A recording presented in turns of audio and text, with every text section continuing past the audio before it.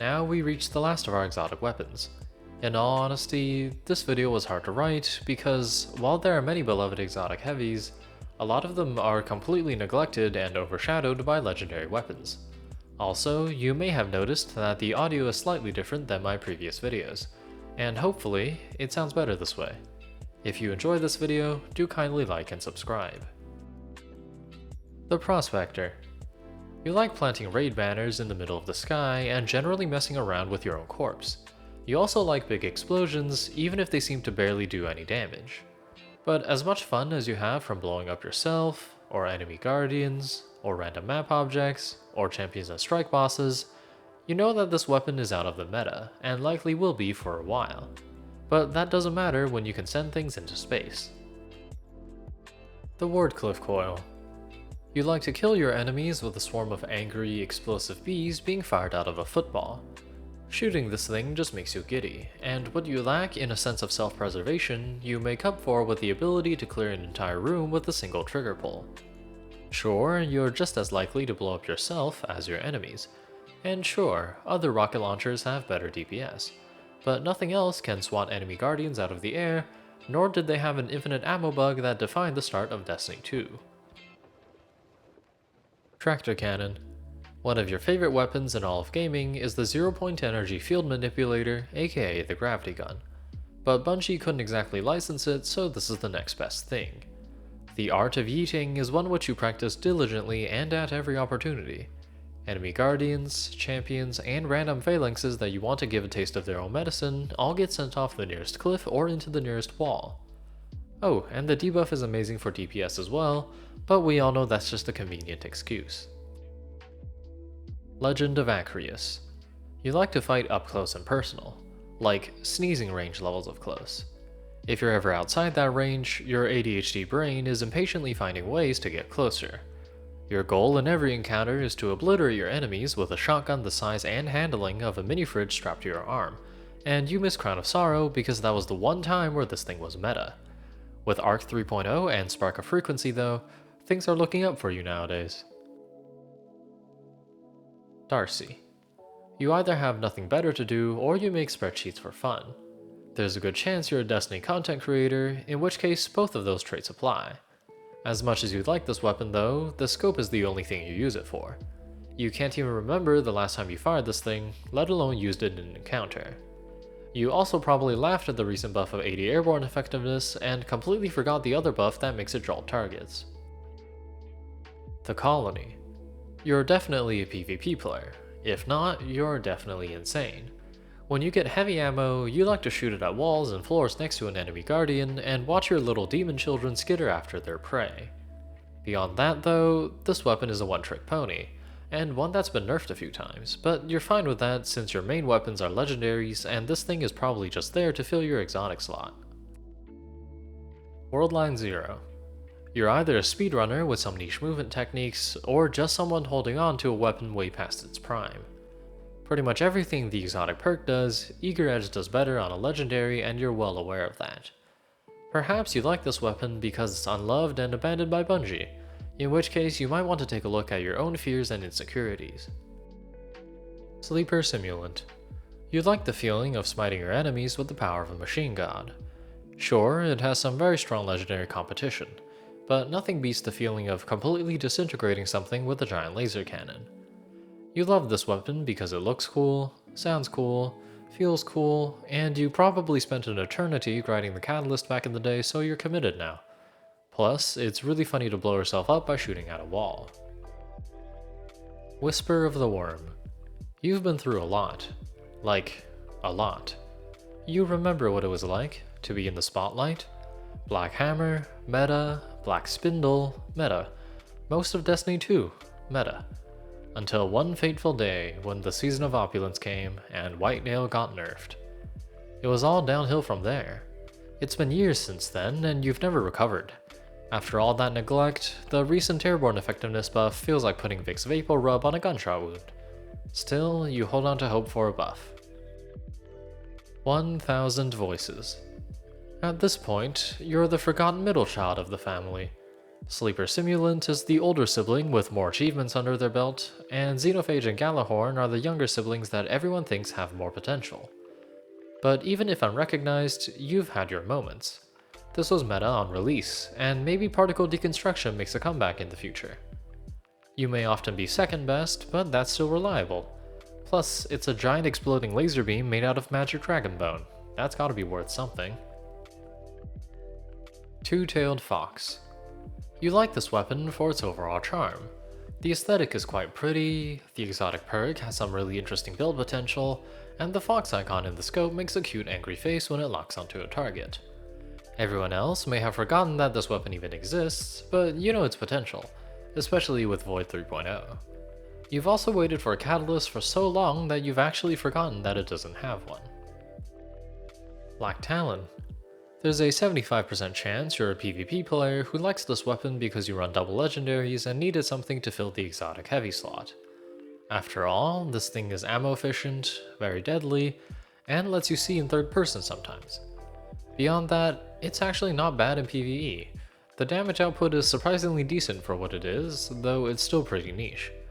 Oh, and it has great ornaments, that's always a plus. The Queenbreaker.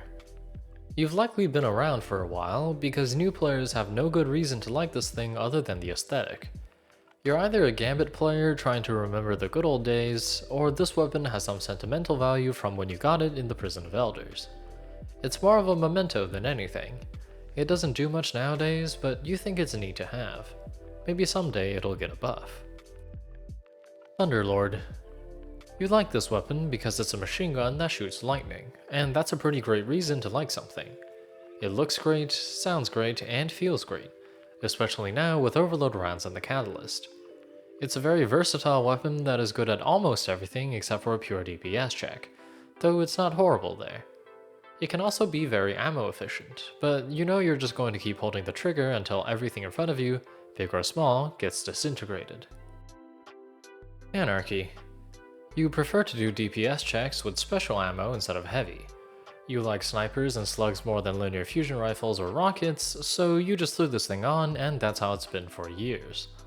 Of course, it's not nearly as strong nowadays, but it has its niches and that's a good enough excuse for you.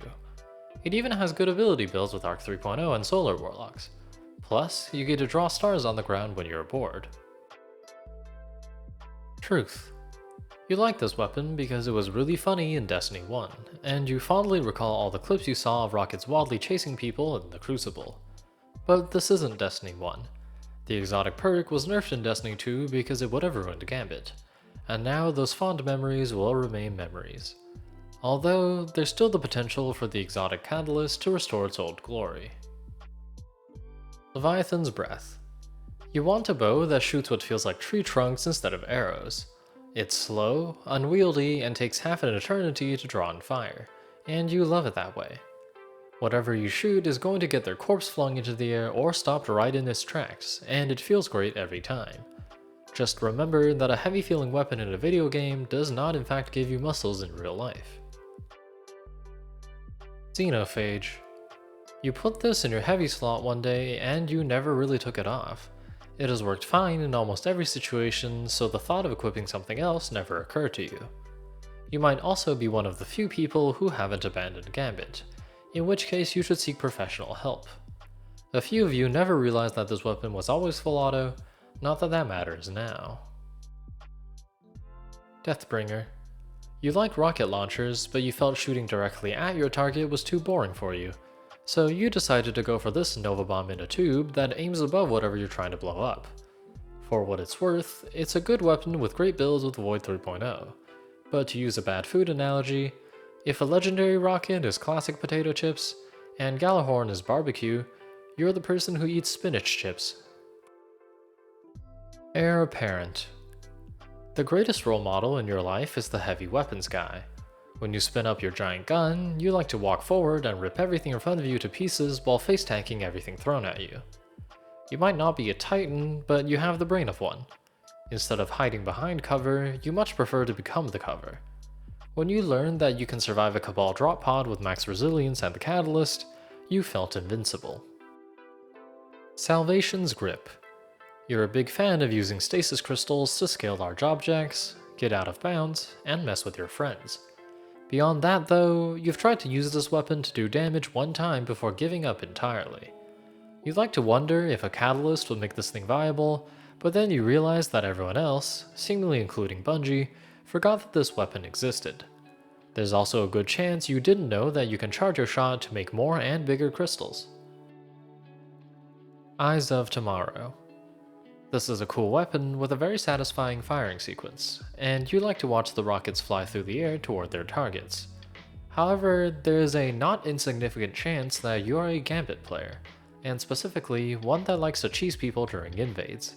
If that is the case, that likely makes those 6 rockets suspended in the air the closest thing you have to friends. The Lament. Your preferred method of dispatching your enemies is by clobbering them, but that's a bit difficult to do to larger enemies, and that's where this thing comes in. You have carved through many bosses' ankles with this chainsaw on a stick, and the sound it makes just makes you happy. It's not all sunshine and murder though. Depending on your frame rate, you might have a good few experiences of the heavy attack completely whiffing or sending you at Mach 2 into a wall. Gjallarhorn. This is the definitive exotic weapon of Destiny, and there are a lot of good reasons to love it.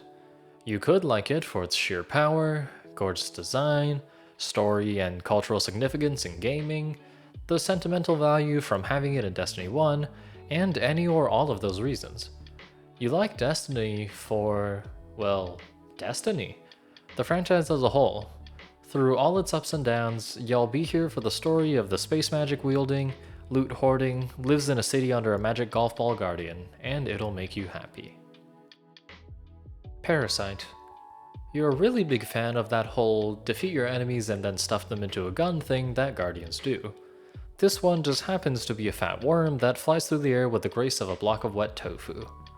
If you need something destroyed, your preferred method is to do so by stacking so many buffs and debuffs that it's erased in one hit in about a quarter of a second. Just make sure you don't blow your load too early and miss, though they do make pills for that. Grand Overture. You couldn't decide if you wanted to use a machine gun or rocket launcher, so you went with both at the same time. With the buff in Season of the Seraph, you now have the ability to make things disappear in the blink of an eye with a vomit of rockets, though sometimes you get too excited and fire off far more rockets than you actually need. A few of you might not know that you can charge rockets by shooting interactable objects that respond to bullets, like operator panels in Deepstone Crypt. Heartshadow. You wanted to make a build that felt like the Spy from Team Fortress 2, and you couldn't figure out how until you got this strange telephone antenna of a sword. You also love Void 3.0 builds, but tend to be on the obscure and niche side of them. When it works, you feel elusive and invincible, unseen by hordes of enemies while you strike. But most of the time, it would probably be easier to just shoot them, and you probably know that. And that is it. That is every exotic weapon in the game as of current. As always, any new releases will eventually be made into a short, and thank you all for being here.